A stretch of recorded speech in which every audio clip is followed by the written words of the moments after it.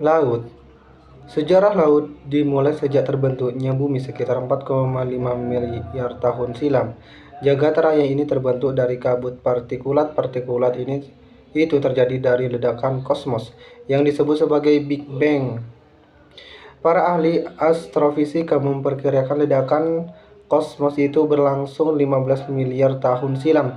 Partikulat saling bertumbukan dan membentuk partikel lebih besar. Partikulat besar lebih lanjut saling bertumbukan dan membentuk batuan berukuran besar dan seterusnya hingga membentuk bumi dan planet-planet lain.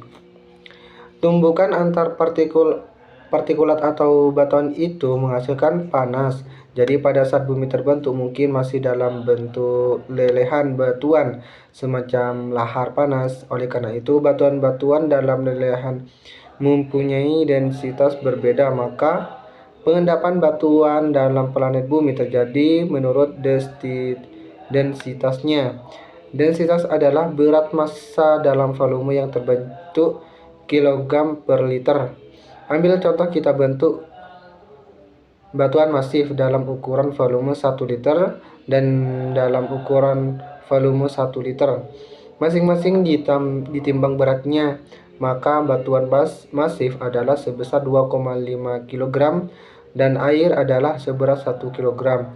Jadi densitas batuan adalah 2,5 kg per liter dan air adalah 1 kg per liter, sehingga batuan akan mengendap dalam air. Tidak semua batuan mempunyai densitas 2,5 kg per liter, bahkan mendekati densitas air. Perbedaan densitas batuan itulah yang menjadi salah satu cara menjelaskan mengapa planet bumi terbentuk dan lelehan batuan dalam waktu yang lama. Saat bumi masih muda, batuan yang mempunyai densitas terbesar bergerak mengendap mendekat pusat bumi, dan batuan ringan lainnya bergerak ke permukaan. Dalam proses panjang, batuan di permukaan akan mendinginkan dan membentuk lapisan kulit bumi. Sekali lagi, dengan menggunakan konsep densitas batuan, maka bentuk menunjukkan densitas batuannya lebih besar dibanding permukaan tinggi. Jika planet bumi mengorbit dengan matahari, maka permukaannya menjadi panas dan terjadi evaporasi air dari permukaan. Jika planet bumi mengorbit jauh dengan matahari, maka permukaannya menjadi dingin dan terjadi penggumpalan air es. Keberuntungannya bagi kita bahwa planet bumi mengorbit matahari pada posisi yang dapat menyediakan cairan air untuk kebutuhan kehidupan. Cairan air itu menggenangi dan mengalir pada permukaan bumi yang tidak rata dan dalam jumlah besar menggenang sepanjang waktu sebagai laut. Kemudian, air adalah zat penting kehidupan dan juga mengatur iklim. Air dalam jumlah besar di bumi menjadikan planet ini unik dibanding planet-planet lain yang hanya memiliki sedikit air. Contohnya adalah planet Mars, atau hanya terdapat gumpalan es atau uap-uap air. Dapat dikatakan bahwa bumi adalah satu-satunya planet air di jagat raya ini yang keberadaan air dalam jumlah besar di bumi ini menjadikan bumi dihuni oleh banyak makhluk hidup dan tentu saja manusia itu sendiri. Permukaan bumi tertutup air sepanjang waktu di laut adalah sebanyak 71% yang mampu mengatur iklim dan dinamika atmosfer. Distribusi laut di belahan utara ekuator sebanyak 61% dan di belahan selatan ekuator adalah sebesar 80%. Area daratan di belahan utara ekuator adalah 2/3 daratan bumi dan sebesar 1/3 daratan bumi terdapat di belahan selatan ekuator. Belahan utara ekuator terdapat kehidupan daratan yang terbanyak dan akan tergantung serta memberi pengaruh kepada cakupan laut terkecil. Sampai dengan tahun 2000, laut bumi diklasifikasi menjadi 5 lautan. Lautan Pasifik adalah lautan terluas dan terdalam. Lautan Atlantik adalah sedikit lebih luas dibanding dengan Lautan Hindia, tetapi kedua lautan mempunyai kedalaman rata-rata hampir sama. Yang ketiga adalah Lautan Arktik atau Kutub Utara adalah laut tersempit dan terdangkal. Para ilmuwan menyebut lautan di sekitar Kutub Selatan sebagai Lautan Antarktik. Di antara 5 lautan utama tersebut terdapat berbagai lautan dangkal seperti Laut Mediterania, Laut Karibia, dan Laut Cina Selatan. Yang kedua adalah perundangan wilayah laut dan pesisir. Wilayah laut pada masa pra-kemerdekaan Republik Indonesia terdapat perundangan mengenai lautan, yaitu Territorial Zone Maritime Creation Ordonance tahun 1939. Dinyatakan bahwa wilayah laut Indonesia itu lebarnya 3 mil. Laut diukur dari garis rendah daripada pulau-pulau, itu artinya tiap pulau mempunyai wilayah laut sendiri. Pulau adalah daerah daratan yang terbentuk secara alamiah dikelilingi oleh air yang berada di atas permukaan air pada waktu air pasang. Padahal banyak pulau-pulau berjarak antar pulau lebih dari 6 mil laut sehingga terdapat wilayah perairan internasional di wilayah kepulauan Indonesia. Pada masa pasca kemerdekaan Republik Indonesia terdapat keputusan Mahkamah Internasional pada tanggal 18 Desember 1951.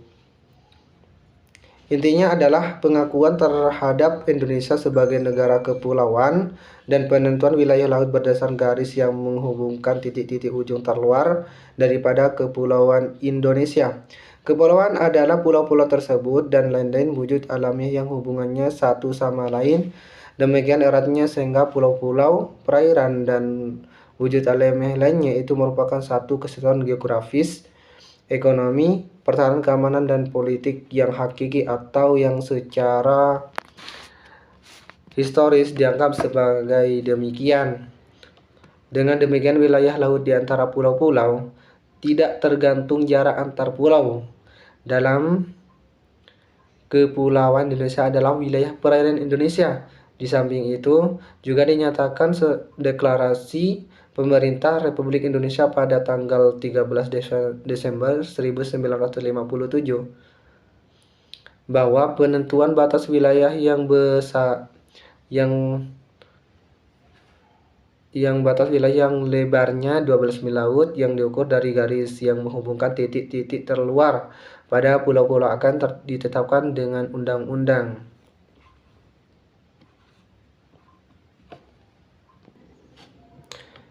Perairan kepulauan adalah semua perairan yang terletak pada sisi dalam garis pangkal lurus kepulauan tanpa memperhatikan kedalaman atau jaraknya dari pantai.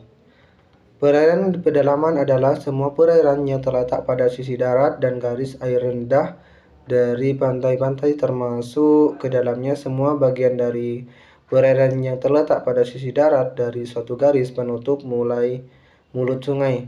Perairan pedalaman terdiri atas laut, pedalaman pada bagian laut yang terletak pada sisi darat dan dari garis penutup pada sisi laut dari garis air terendah.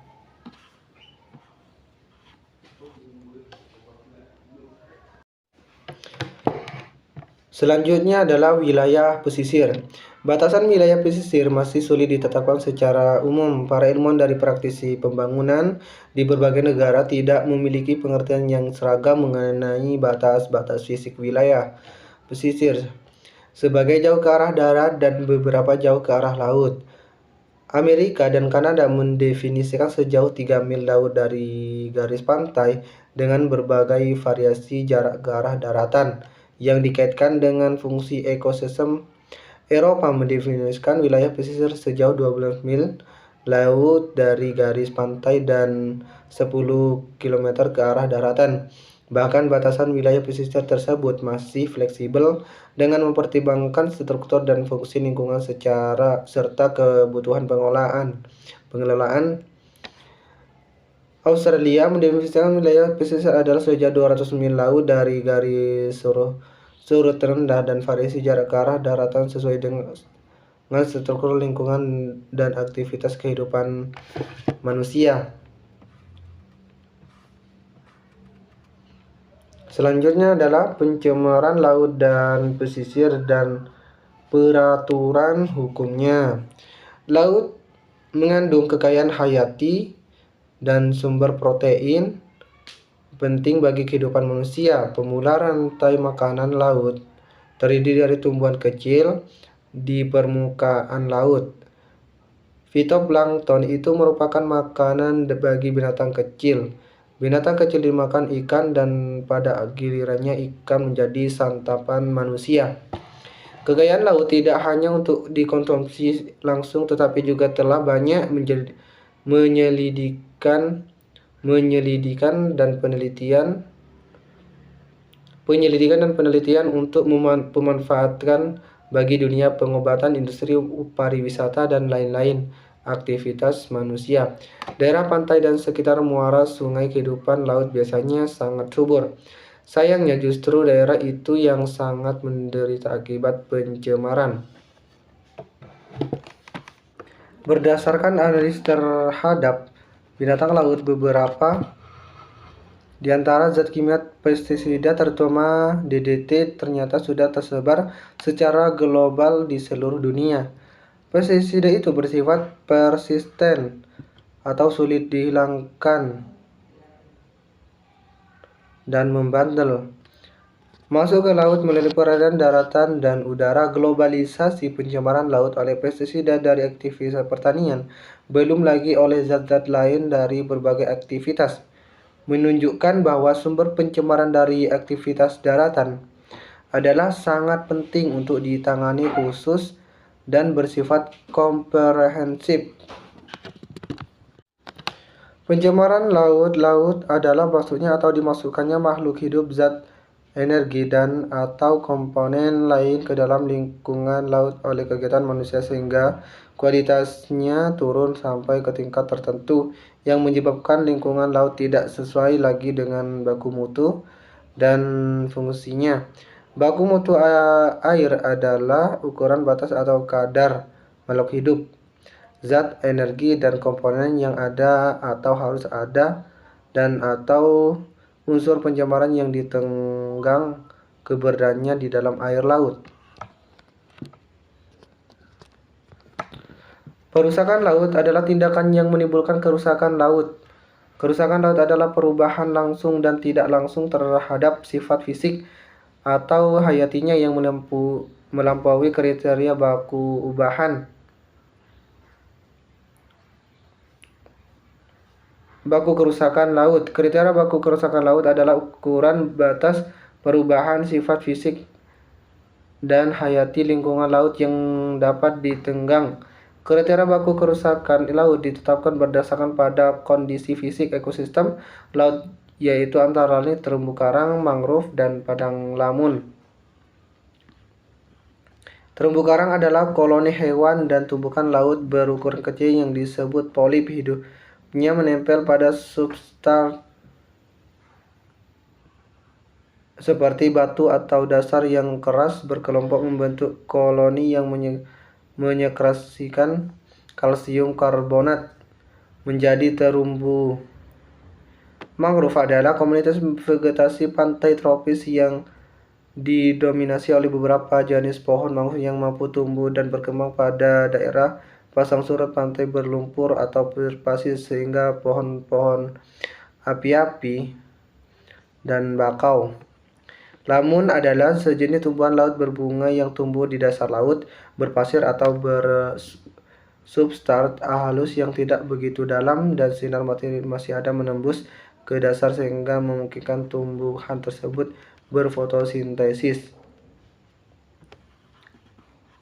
Dengan demikian, yang dimaksud dengan lingkungan laut yang memenuhi kriteria baku kerusakan laut adalah jika kondisi fisik lingkungan laut yang dimaksud antara lain berada dalam kondisinya baik sampai baik sekali untuk terumbu karang, kondisinya sedang sampai sangat padat untuk mangrove, dan kondisinya kaya sampai sangat kaya untuk padang lamun. Yang dimaksud dengan lingkungan laut yang tidak memenuhi kriteria baku kerusakan adalah jika kondisi fisik lingkungan laut dimaksud antara lain berada di dalam kondisinya sedang sampai buruk untuk terumbu karang, kondisinya jarang sampai sangat jarang untuk mangrove, dan kondisinya agak miskin sampai miskin untuk padang lamun.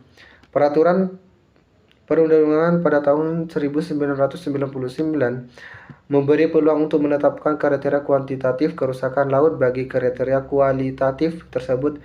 Kriteria kuantitatif ini menjadi sangat urgen dan memerlukan pengkajian mendalam. Di samping itu, kriteria kerusakan laut masih terbatas pada aspek fisik biologis. Tentu saja pengembangan kriteria pada aspek efek biologis atau lainnya masih terbuka sangat luas.